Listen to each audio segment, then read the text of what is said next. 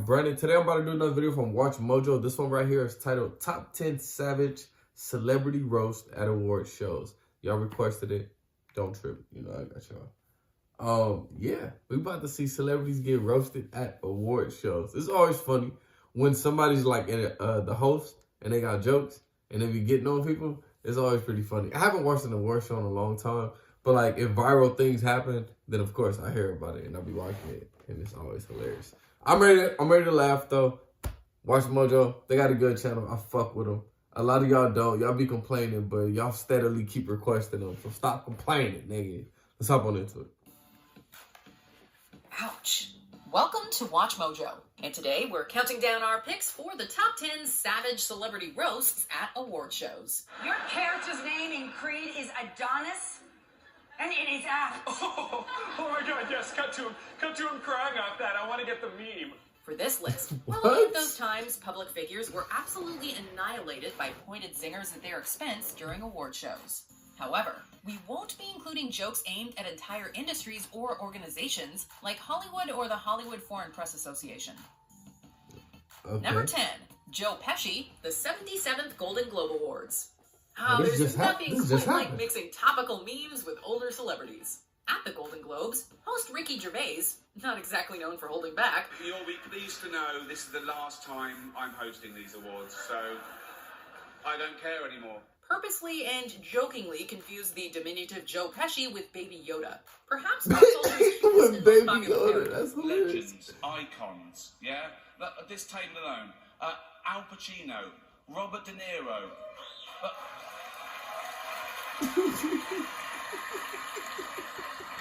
Baby Yoda. Oh, that's Joe Pesci, sorry. There's nothing inherently wrong with Baby Yoda. We all love Baby Yoda. But when you're in your mid-70s and happen to be one of the most accomplished actors of the last half-century, that comparison's gotta sting. Then again, at least he wasn't called a fat pussy like James Corden. The world got to see James Corden as a fat pussy. Ooh. He was also in the movie Cats, but no one saw that. Number 9, James Franco, the 70th Golden Globe Awards. Oh, what happened with James Franco? If you didn't watch the 2011 Academy Awards, then you missed one of the all-time greatest live TV fiascos. Seriously, that thing was a gold mine of cringe. And most of it stemmed from awkward and robotic co-host James Franco. Franco single-handedly ruined the entire night, while also making his co-host Anne Hathaway look bad. Luckily, she found some solace at the 2013 Golden Globes. The beautiful Anne Hathaway is here tonight.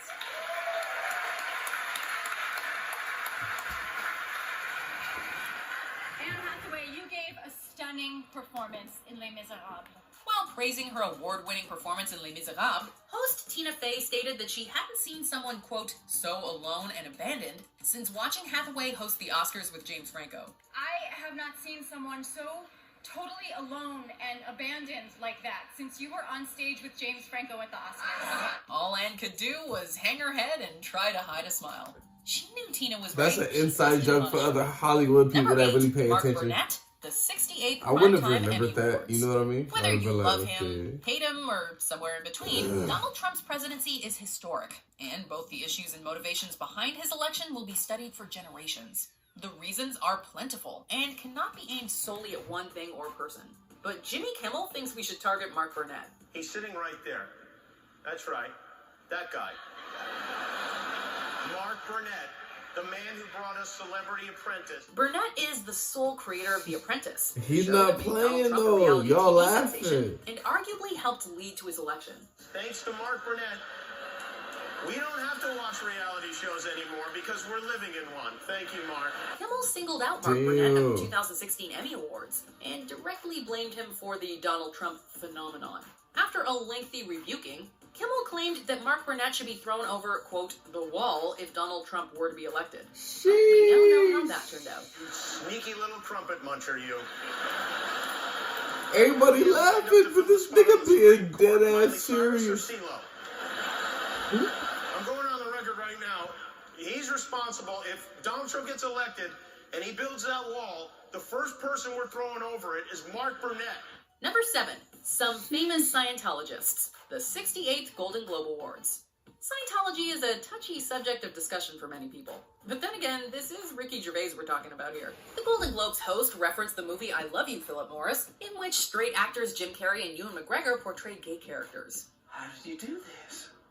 I know a guy. Took care of it.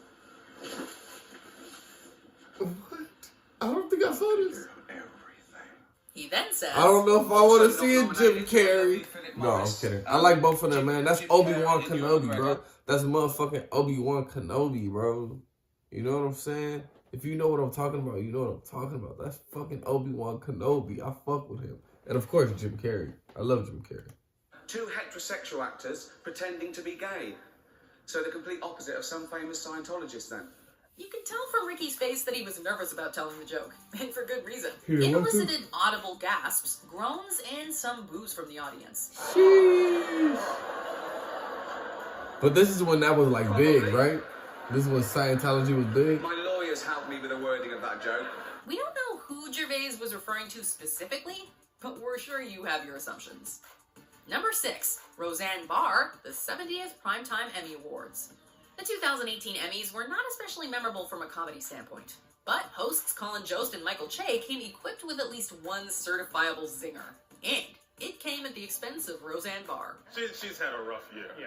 Just 4 months before the ceremony, Roseanne made an extremely controversial tweet aimed at former President Obama's senior advisor Valerie Jarrett. Anytime something bad happens, it's always somebody who lives next door to somebody. Barr was quickly fired by ABC, and the revived Roseanne was canceled. The hosts briefly mentioned the controversy and joked that the show was later, quote, picked up by white nationalists. What did she say? Standing was canceled by ABC and then picked up by Fox. That's right. Which is great. That's right. And Roseanne was canceled by herself, but picked up by white nationalists. Oh. There's no denying that is a powerful burn. You know, I heard Roseanne is actually moving to Israel. Wow. I mean, damn. How messed up is your life when you have to go to the Middle East just to get peace of mind? Number 5, Robert Damn. Downey Jr., the 68th Golden Globe Awards. Why y'all gotta go Robert so Downey Jr. hard? had a comeback from What did the she say, ages. though? He's one of the most beloved actors in Hollywood, thanks primarily to his work in the Marvel Cinematic Universe. But things weren't looking so hot for the actor for quite a spell before that. And Ricky Gervais, yep, him again, isn't the type of comedian to forgive and forget. He's the star of Iron Man, 2 Girls and a Guy, Wonder Boys. Sorry, are these porn films? What? Kiss, Kiss, Bang, Bang. While introducing Downey, Gervais made fun of his ostensibly fuck racy-sounding with movie Robert titles, Downey Jr., and declared that the cuz. audience probably knew him best from the Betty Ford Clinic and Los Angeles County Jail. But many of you in this room probably know him best from such facilities as the Betty Ford Clinic and Los Angeles County Jail. Please welcome Robert Downey Jr. Luckily, Downey is the coolest dude ever and seemed to take the jab in stride. Yeah, Even fuck clapping with back. Robert Downey Aside Jr., from the cuz. fact that it's been hugely mean-spirited with mildly sinister undertones, I'd say the vibe of the show is pretty good so far, wouldn't you? Number 4, James Cameron, the 70th Golden Globe Awards. James Cameron is one of the most creative and innovative directors of all time, but by most accounts, he is a real pain to work with.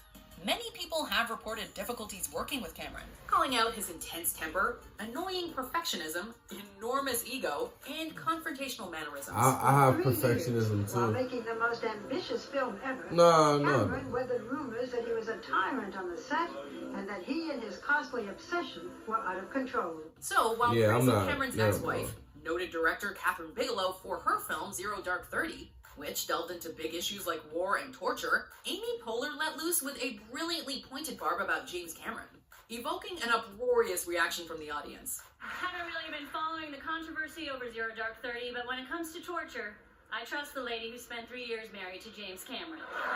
Individual reaction was from Jessica Chastain, who was quite visibly and hilariously shocked by the comparison.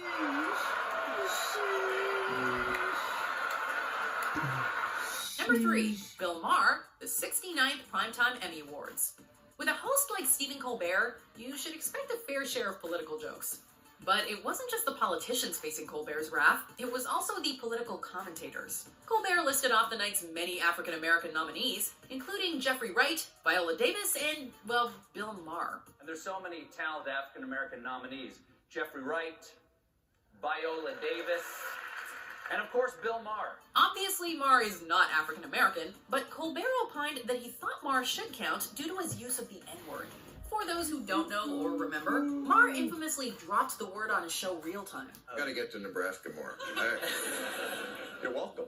We'd love to have you work in the fields with us. Work in the field? That's part of that. The audience reacted favorably to Colbert's joke, but the funniest reaction came from Anthony Anderson. Why you let him say it, was very hearty.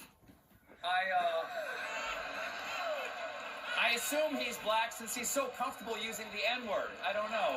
Number 2, George Clooney, the 72nd Golden Globe Awards. The 2015 Golden Globes were supposed to be George Clooney's night, as he was being honored with the esteemed Cecil B. DeMille Award. Of course, George Clooney is here to receive the prestigious Cecil B. DeMille Lifetime Achievement Award.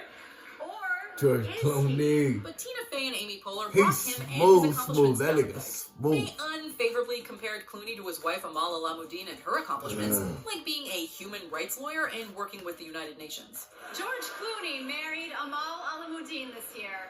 Amal is a human rights lawyer who worked on the Enron case, was an advisor to Kofi Annan regarding Syria, and was selected for a 3-person UN commission investigating rules of war violations in the Gaza Strip.